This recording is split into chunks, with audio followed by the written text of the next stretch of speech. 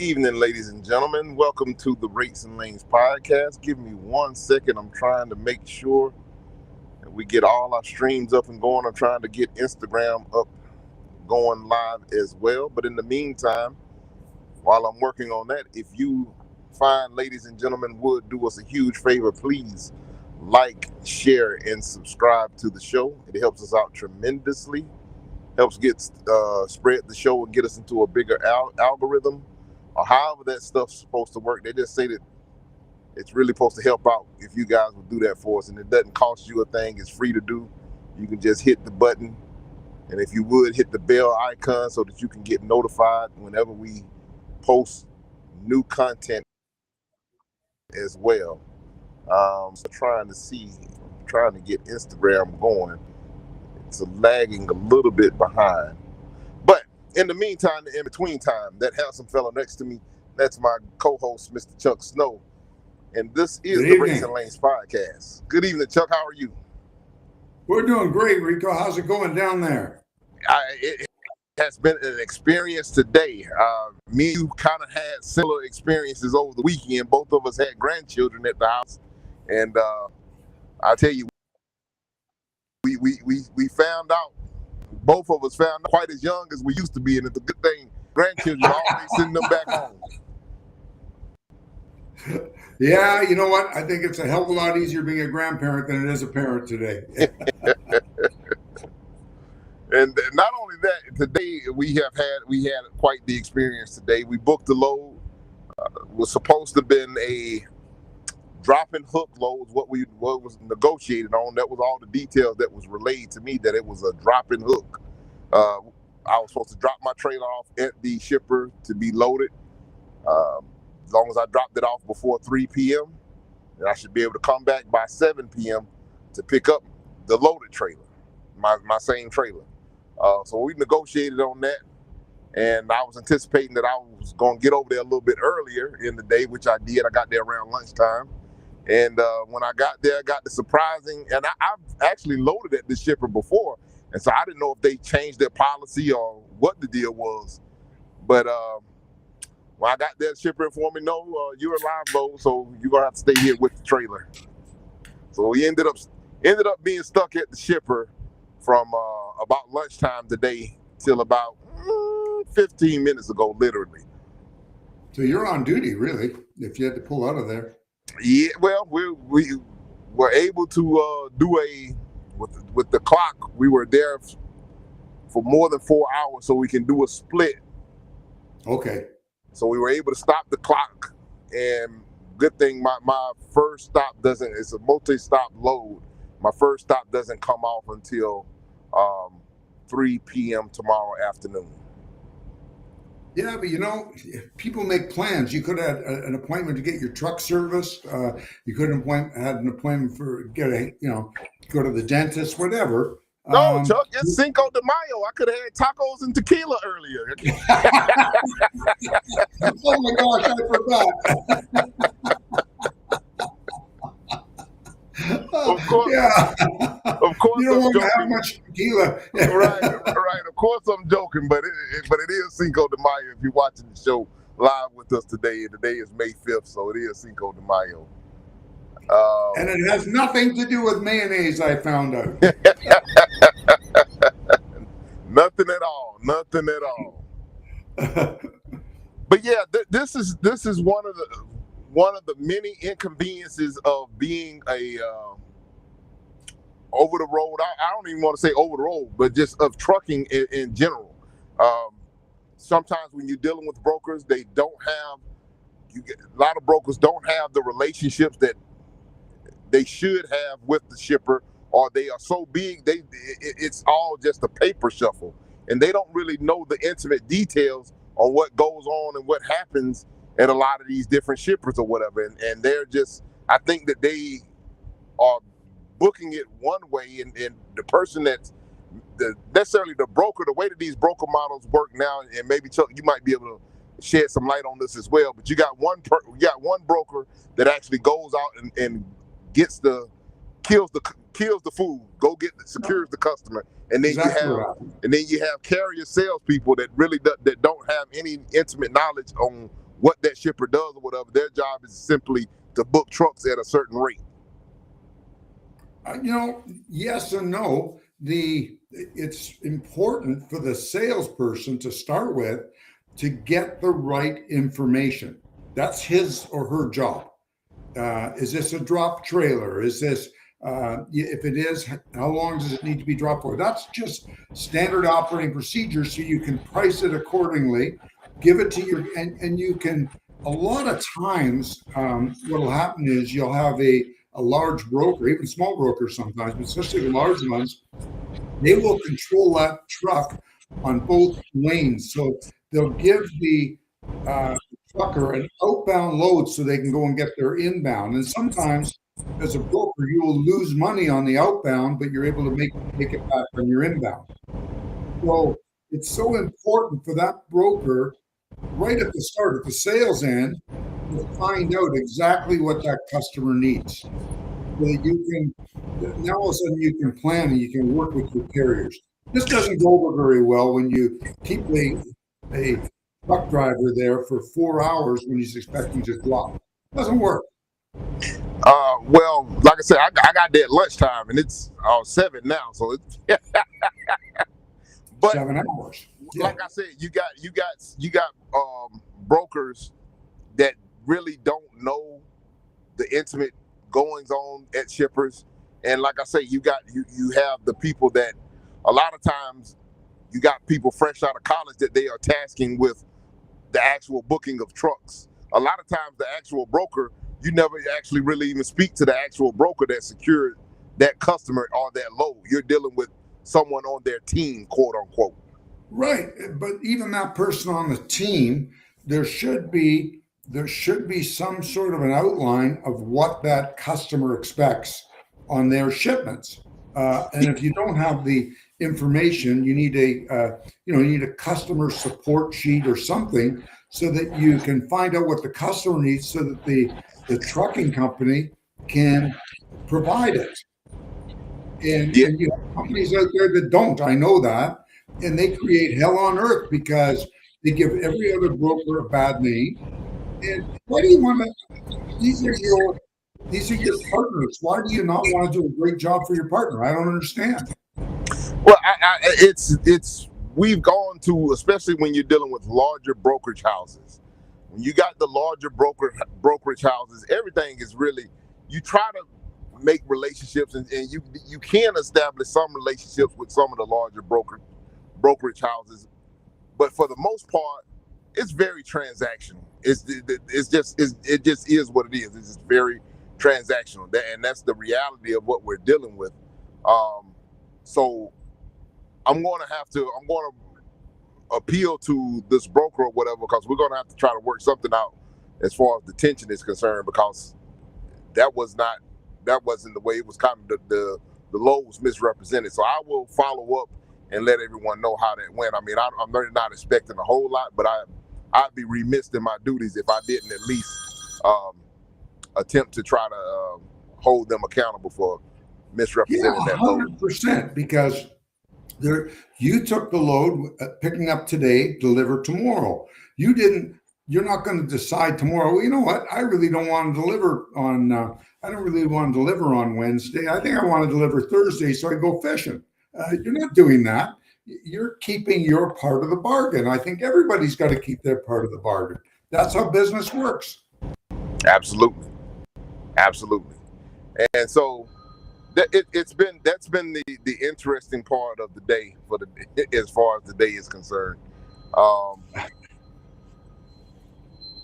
Now, can I ask where this load was going? Was it heading down to Florida?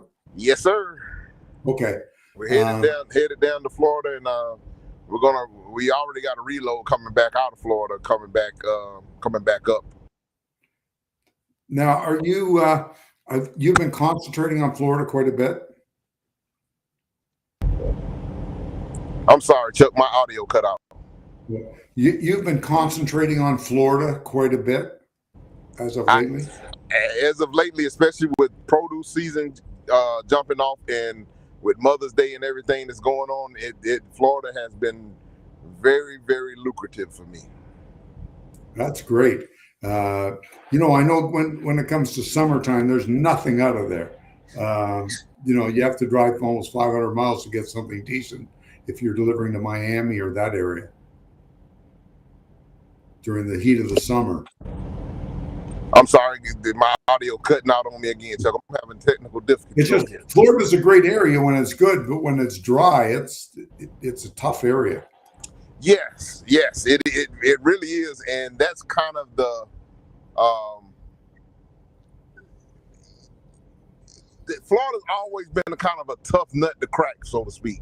But if you can happen to find some consistent lanes or consistent shippers out of that area or brokers out of that area, it could work out to be beneficial. But a lot of times, because they know, once they know that the lanes kind of dry up, the rates kind of really dry up as well. But when the rates are, when the opportunity is ripe, and if you're down there, you can definitely take advantage. I actually last week actually was I've been in business since 2010, and last week, from a dollar perspective, was the most money I ever made in a week since I've been in business. Wow! Congratulations, man. Yep. That's a lot. It kind of surprised me the way that it all fell into place. But yeah, it was and I didn't work a whole lot of miles. I didn't run. I don't even think I went over 2,500 miles. Whoa, good on you. But now, of course, we have to calculate in the increased cost of fuel and so on and so forth. But from a dollar perspective, it's been the most lucrative week that I had. Yeah, I think there's a lot of people out there that have been running some older equipment that is really not fuel efficient. They're going to be looking for brand new 2026 trucks because they want the fuel economy. Yeah, that's my situation myself. I'm getting ready to. I'm going to have to. I'm in the valley of decision as far as that's concerned, because it's time. It's getting close to time for something to be done on that front with my truck. My truck's getting a little bit older. It's a 2015. It's a little bit older truck. I'm coming up on 900,000 miles, so we're kind of in that valley where it's time to make a decision to upgrade or rebuild. And I don't think it's worth rebuilding these trucks, because the fuel mileage gains that you get from the newer trucks just seems to be a no-brainer to go ahead and upgrade when you can, fresh out of the box, the newer equipment, or they're reporting 8 miles to the gallon, kind of like baseline numbers. That's kind of really difficult to turn down, because based on my current fuel mileage, I'm fighting to stay between 6.5 and 7.3 ish. I'm fighting to get that, and if I can come out of the gate getting averaging 8, that alone will pay dividends towards the newer equipment. Yeah, and you know what? I'm hearing stories of 10 miles per gallon on. Now, I saw a story on that myself. Guy was saying that he was getting 10 miles to the gallon. He was kind of going over some different tips that he did to help achieve that, and a lot of it had to do with the trailer. Yes. Yeah. The aerodynamics that they put on the trailer, the side skirts, and something as simple as moving the tag from being hanging down to actually putting the tag up on the threshold of the trailer so that it's not catching drag as you're going down the road. Sure, aerodynamics, but Right. It also depends where you run, because if you talk to guys that run out west, especially through Wyoming, right, where they get those, I don't know if you've ever run out there, but you get those horrible crosswinds, yes, and you have those side skirts, that's just going to use more fuel. Right. So I had really good luck. I don't know if you've ever seen them. I believe they may be a Canadian invention. The underskirts. Have you ever seen those? They're like a scoop underneath the under tray. Yeah. I don't know. I think that company might have went out of business. I hope not, because I don't know. The last trailers I spec'd out had those, and there was some real bad press on them when they first came out, and it turned out it was all false. And I put them on because one of the big Canadian carriers had put them on and had great luck with them. And I Yeah, explained to their VP of maintenance, and he said, "Fantastic." And we went with them on the last trailers I personally spec'd out, and they were good because there was a lot of damage done on the side skirts. yeah. I'm gonna try to. I was didn't get a chance because we were ripping and running, and we were trying to get everything to get up for the show. I've been remiss in my duties. Let me try to see if I can get us some rate information and fuel information really quickly here. Let me see if I can get Yeah. logged in to one of the systems here, and so I can get us some numbers so we can kind of give a little bit of a weekly update, so to speak. Yeah, all right. So here we are. We are showing that diesel is actually down by a nickel this week. We're showing that the U.S. average for diesel fuel is $5.35 per gallon on average. But there is a lot going on in the news, ladies and gentlemen. I don't know how closely you've been following it. You know, when it comes to, and hopefully we don't have right now it's just a issue of demand, but hopefully we don't run into an issue of supply. Yeah. And if we run into an issue of supply, things are going to get real ugly, real quick, really fast. Yeah, and Rico, I've lived those days when there was a shortage of fuel in the 70s. As a matter of fact, 47 years ago from right around now, there was a real bad one when Iran had their revolution. Yes. And so, and right now, so we have on the spot market, when it comes to dry vans, we are 4 cents lower this week, showing an average national rate for dry vans at $2.64. Flatbeds is still holding very, very strong. They are up 7 cents, showing an average rate of $3.53 per mile. And reefers is maintaining, it's 4 cents lower as well as like dry vans. It's showing an average rate of $3.08 per mile. And this includes the fuel surcharge with those prices. But I have been very diligent, and one of the things maybe on the next show when I get some time, I'm going to share some screenshots. This AI thing is really, really, really been tremendous with helping out with load analyzation. If you start out the week, you let AI know what it is you're doing, and you upload your rate confirmations, or you upload your potential loads that you're negotiating on, and give it the information, and man, you will be surprised the information that it gives back very quickly as far as helping analyze potential loads and repositioning your truck and your equipment.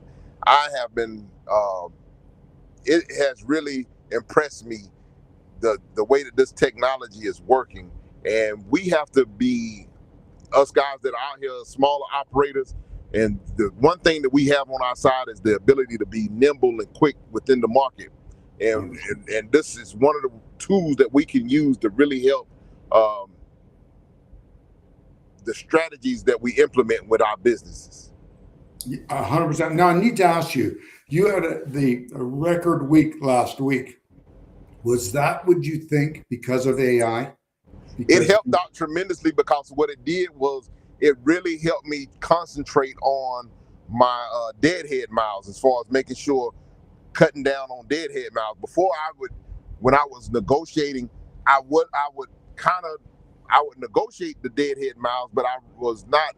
I may have been maybe a little bit too lenient, or not calculating quite enough money on some deadhead miles.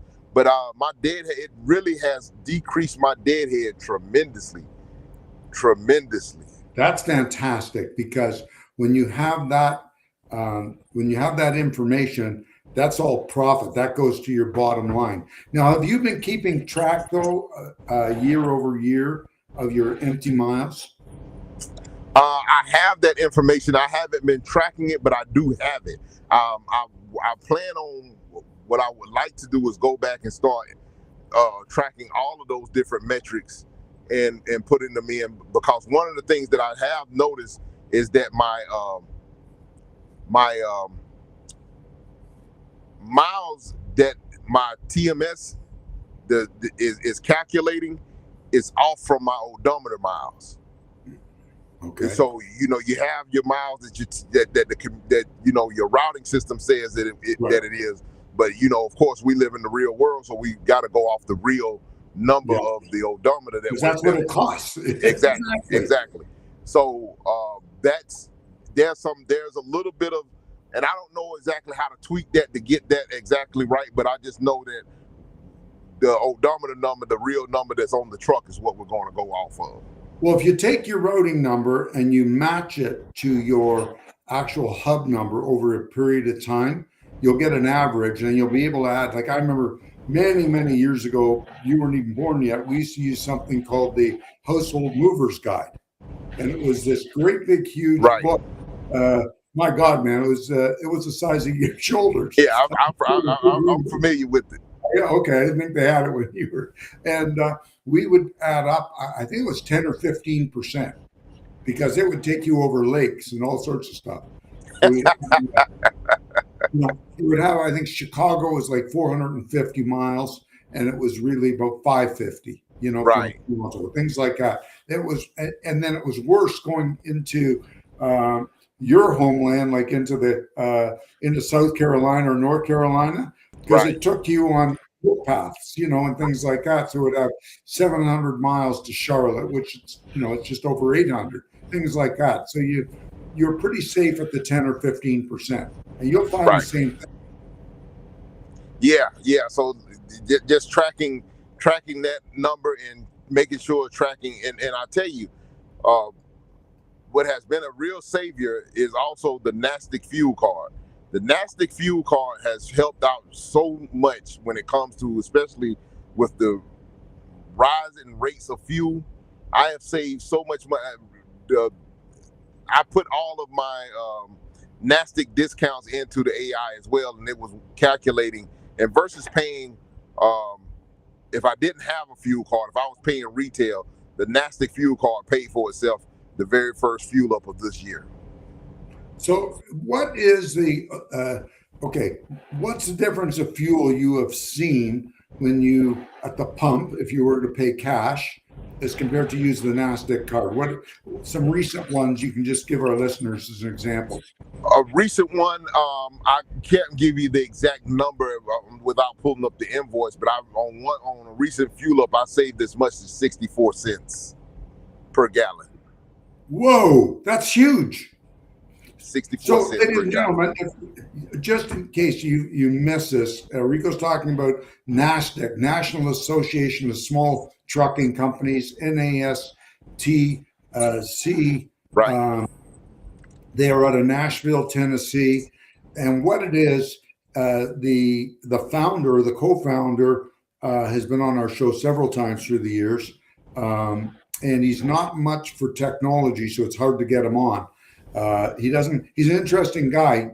Dave doesn't have a cell phone or doesn't know how to use a computer, but he's the third largest purchaser of diesel fuel in America. So what it is, it's a buying group, and you add your fuel purchases onto millions of other trucks. So obviously you get it cheaper. And it's the best tool you can add to your belt if you are a small operator. I'm going to try something really quick, Chuck. I don't know if it's going to work or not, but I'm going to try something. Nope, it won't let me do it. I was going to see if I could do a screen share. I'm going to see if I don't know if this will come across. No. Okay, there's a little bit. You ain't going to be able to see it, but this is the NASTIC app, and it has the fuel stops on there. And just as an example, right now, I'm in Georgia, so Give you some examples of some prices really quickly. One fuel stop here is showing that the marquee price is $4.70 for a gallon of diesel with the state discount and everything included. From NASDAQ, you pay $4.33. Whoa, found money. So that's just one example here in the state of Georgia of the N network. And the thing about it, in the network, it's a great network. Of course, you have all TAs and Petros included in the network, but they also have some mom and pop and some smaller fuel chains as well. So it's very beneficial. It's not like you got to find these obscure places to fuel up. It's very convenient. You just have to make sure that you are doing your homework and planning your trips out accordingly so that you can get the best discount possible. Yeah, it's all about routing yourself properly. And ladies and gentlemen, I just want to be clear about something. NASDAQ is not a sponsor of this show. Unpaid solicitation. Yeah, Rico and I decided a long time ago, there's no sponsors here. We've never even taken a glass of wine from somebody or a cup of coffee. This is all giving back to the people that gave us so much. That's what this is all about. Absolutely. So Chuck, another thing that I'm seeing, and I'm not sure if you've heard about the story with Amazon. That you know what I'm talking about, with them throwing their hat in the ring now with all of their freight services. I've heard about it. Very aware. I don't. You can't be a master at everything. And if you remember a company called Convoy, they're back. I think this is just a deja vu of that. Now Amazon, they're back. I don't know if you know that or not, but Convoy is back.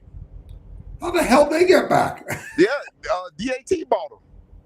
Okay. So my understanding was what they bought was they want a part of their technology. That's all. Yeah, they left it as Convoy.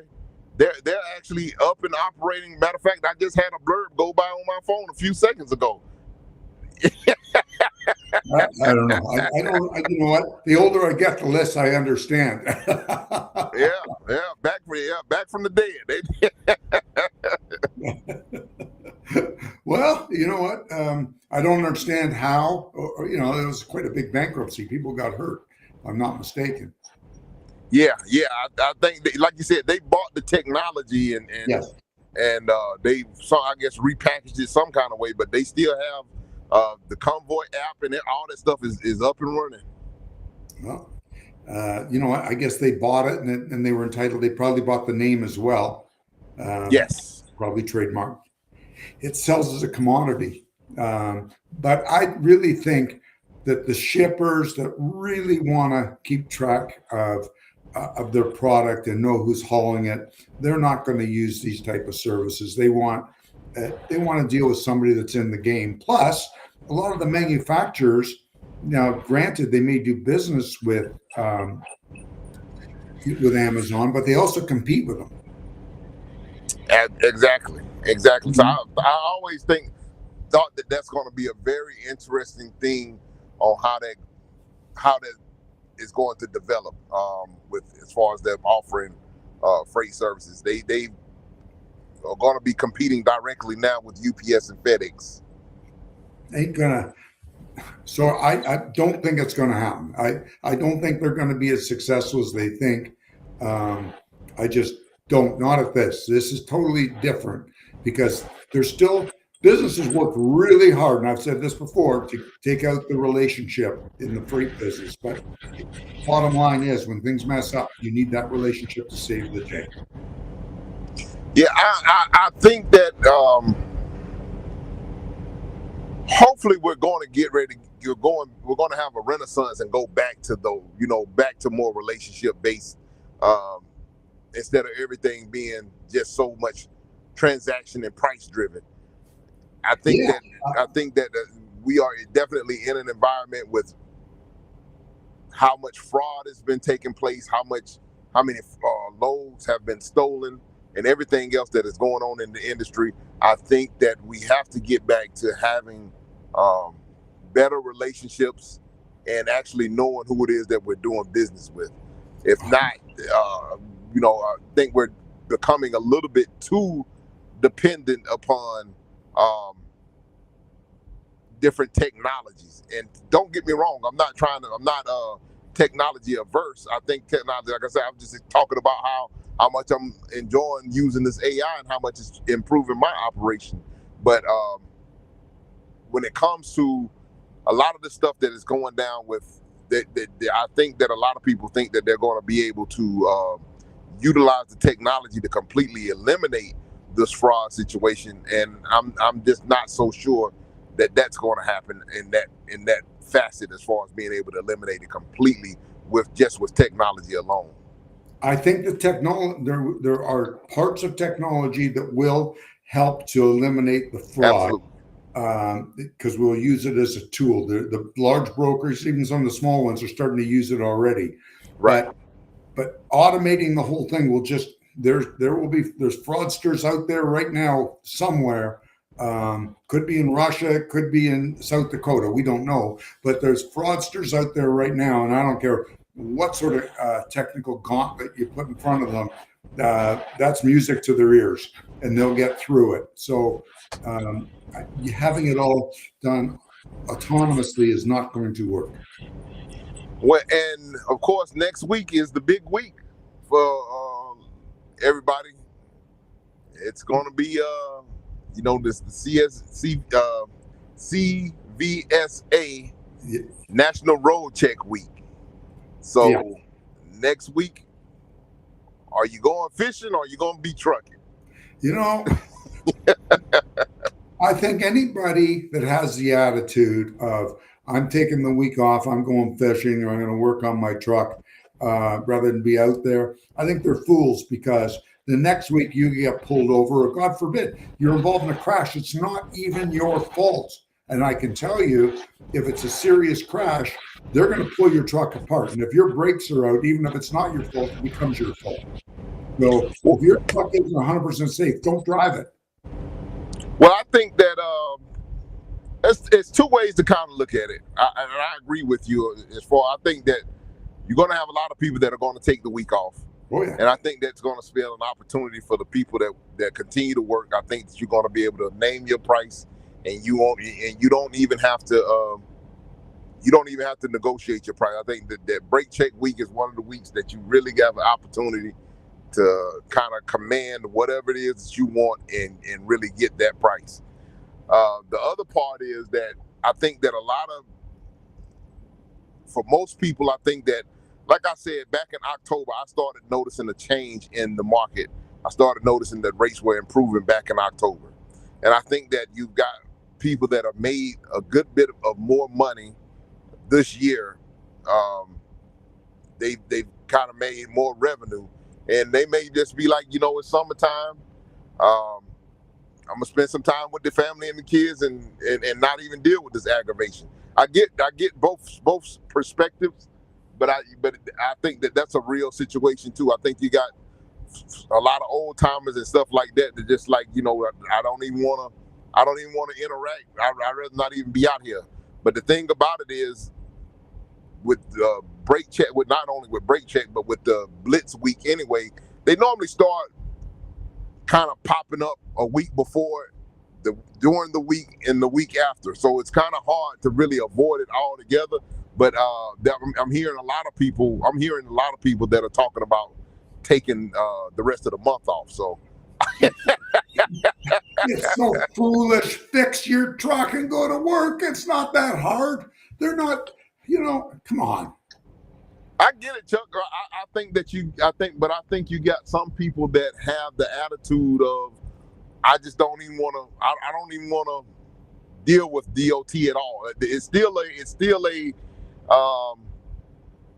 us versus them mentality, so to speak. Well, we can't operate. We used to operate that way back in the old days, in the gypsy days, and in the 70s and 80s. That's what I'm saying. I think that attitude is still out there. We used to run the back roads and everything else. They weren't sitting on the back roads. We did some really dumb shit, pardon my language on the radio, putting putting double loads of watermelons on trailers. It was actually right now, this time of year, a fast funny story, but I had 5 trucks down in Dade or Broward County in South Florida that I had taken gas cans down there for the fuel shortage, right? Uh-huh. And I got this brilliant idea that I'd buy watermelons. So I phoned this large grocery store. It wasn't a big chain. They had about 7 stores, and it was a real hands-on. It was owned by a Macedonian fellow named Steve Stavro, may he rest in peace, real good guy. And he had a reputation of being a good person and a shrewd businessman. I called him, see if he'd buy watermelons. And as soon as I said to the secretary at the head office, I have trucks in Florida, they put me right through to his personal number. And I said, listen, I want to buy watermelons. I said, I've got trucks in Florida. I can bring them up if you want to buy them. He said, do you know a lot about watermelons? I said, no, I don't know anything about them, really. He said, well, I don't know much about trucking, but what I can tell you is I have dozens and dozens of loads of watermelons sitting down in Florida, and I can't get them. And I will pay you double the going rate, and you can put on as much weight as you want. And well, I didn't know any better, and I had a bunch of gypsies working for me, and I promised everybody more money. And these guys double loaded these loads. Those trailers were coming back. We rented them from was no longer in business. Thank God, I can say this on the air. The guys ran at night only and parked in obscure places. And we brought them all back, and they paid us. I never made so much money on trucks in my whole life. You can't do stuff like that anymore, guys. That's a different era. Don't even try. Yeah. I say days of old. They were good days, but we've moved on. Things could be safer now if we wanted them. Absolutely. Well, with that being said, Chuck, I'm looking at the time. We want to try to make a little bit of a quick hitter, and I'm going to try to be a little bit more prepared next week. But I'm going to try to get those. If I can't do a screen share, I'm going to try to get at least some screenshots, and I'm going to post the conversations I've been having with AI, and also share some information with screenshots. I'll try to get one of my invoices from NASDAQ to show my fuel savings as well. That would be great if you share that. So people can kind of get an idea. If you don't have a fuel card, the NASDAQ membership is only $250 a year, and like I said, my first fuel up paid for the membership almost. Yeah, that makes sense. Yep. So with that being said, we're gonna Chuck, let the good folks know how they can get a hold of you this week, and we'll get ready to kind of put both for this one. If I can help any of our listeners, send me an email, chucksnow280@outlook.com. Put your phone number on it. I promise I'll call you back and help you with anything I can. And with that, Rico, I'll let you back here in a hole for another week. All right. Well, we're going to get ready to jump back on the road, head on down to Florida. So if you see me out there, just blow your horn, wave at me. We'll wave back at you. But in the meantime, in between time, ladies and gentlemen, we want you guys to continue to stay safe out there, stay healthy, keep it in between the mustard and the mayonnaise, and hopefully we'll talk at you same time, same place next week. God bless you and good night. Catch you on the flip-flop. God bless. Stay safe.